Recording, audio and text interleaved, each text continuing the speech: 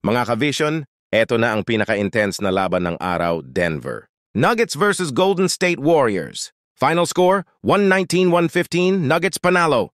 Pero teka, hindi basta-basta ang labang to. Parang roller coaster ang momentum. Nikola Jokic, walang kapares mga bro. 38 points, 10 rebounds, 6 assists, 5 steals, MVP mode on. Siya na talaga ang joker na hindi mo tatawanan. Pero si Steph Curry, hindi rin nagpahuli.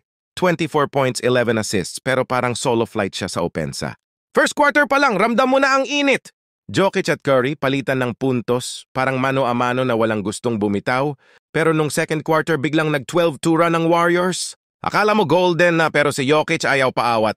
12-0 run para itabla ang score sa halftime, 57-57, third quarter. Dunk galore mula kay Jamal Murray. Dinagdagan pa ng turnovers na ginawang easy points ng Nuggets. Pero hindi nagpapigil ang Warriors, back-to-back threes, at ABA. Dikit na naman ang laban. Sa fourth quarter, momentum shift. Warriors biglang lumamang ng double digits. Pero si Jokic bumalik na parang Avengers Endgame. Unstoppable. Game-winning plays, jumper, block at free throws para isil ang panalo. Mga ka-Vision, Nuggets ba ang team to beat sa West? O Warriors pa rin ang hari ng giyera? Comment na dito lang sa Court Vision PH.